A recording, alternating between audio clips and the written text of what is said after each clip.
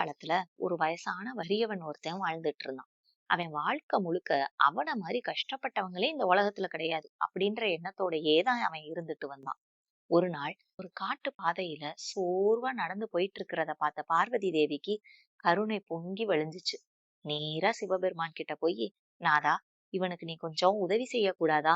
அவன் ரொம்ப கஷ்டப்படுறான், எனக்கு அவனை பார்த்தாலே பாவமா இருக்கு அப்படின்னு கெஞ்சி கேட்டுக்கிறான். சிவபெருமானும் பார்வதி தேவி கேட்ட பிறகு சும்மா இருக்க முடியுமா? இவனுக்கு நான் எவ்வளவு கொடுத்தாலும் அவன் கிட்ட போய் அது சேரவே செய்யாது பார்வதி அப்படின்னு சொல்லி பாக்குறாரு. ஆனா பார்வதி, நீங்க குடுத்து பார்க்காம இப்படி சொல்லலாமா அப்படின்னு கேக்குறா. அவ முகம் சுருங்குறத பார்க்க சகிக்காத சிவபெருமானும், சரி வா குடுத்து பாத்துருவோம் அப்படின்ட்டு போறாரு.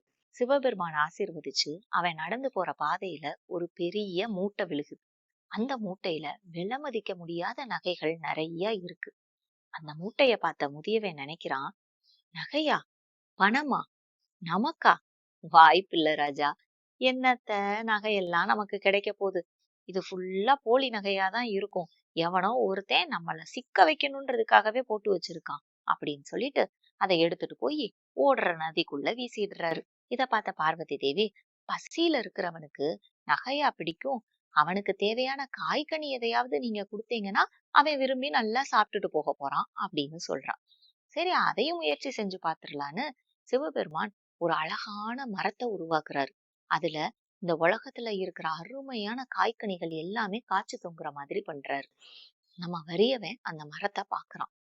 என்னத்த, நமக்கெல்லாம் நல்ல சாப்பாடு கிடைச்சிட போகுது.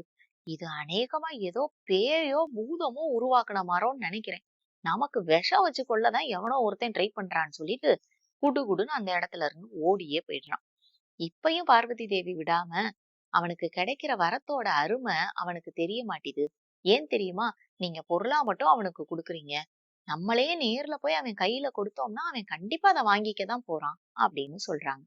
சரி, அதையும் ஏன் விட்டு வைப்பானே, பாத்துருவோம்னு சொல்லிட்டு சிவபெருமான் பார்வதியை கூட்டிட்டு பூமிக்கு வராரு. ராஜா ராணி மாதிரி வேஷம் போட்டுட்டு அவன் போற பாதையிலேயே காத்திருக்காங்க. எங்களுக்கு ரொம்ப தாகமா இருக்குப்பா, கொஞ்சம் தண்ணி குடின்னு கேக்குறாங்க. வேண்டா வெறுப்பா இவங்களுக்கு போய் தண்ணி கொடுக்க வேண்டியது இருக்கேன்னு சொல்லிட்டு தண்ணிய கொஞ்சமா அவன் ஊத்துறான். அவனோட இந்த செய்கைய பார்த்த பார்வதிக்கு ரொம்பவே சங்கடமா போயிருச்சு. சிவபெருமான் மனசுக்குள்ள சிரிச்சுக்கிட்டே, நீ எங்களுக்கு தண்ணியெல்லாம் கொடுத்து உதவி பண்ணியிருக்க, உனக்கு நாங்க திருப்பி ஏதாவது செய்யணும்னு ஆசைப்படுறோம்.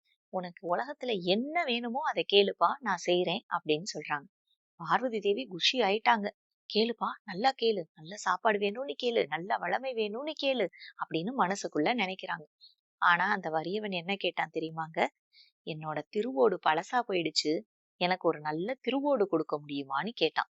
சிவபெருமானும் சிரிச்சுக்கிட்டே அவனுக்கு ஒரு நல்ல திருவோட கொடுத்துட்டு திரும்பி வந்துட்டாரு. சிவபெருமான் அப்புறமா பார்வதி கிட்ட சொல்றாரு, நன்றி உணர்வு தான் வளமைக்கான ஆதாரமே.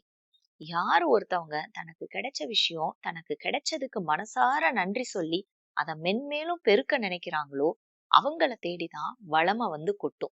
இந்த மாதிரி நன்றி உணர்வு இல்லாத ஆளுங்களுக்கு இன்னொரு தடவை என்னைய உதவி செய்ய சொல்லாதன்னு சொல்றார். வளமைக்கான ரகசியம் என்னன்னு சிவன் சொல்றத பார்வதி நல்லாவே புரிஞ்சுக்கிட்டாங்க. உங்களுக்கு புரிஞ்சுச்சா?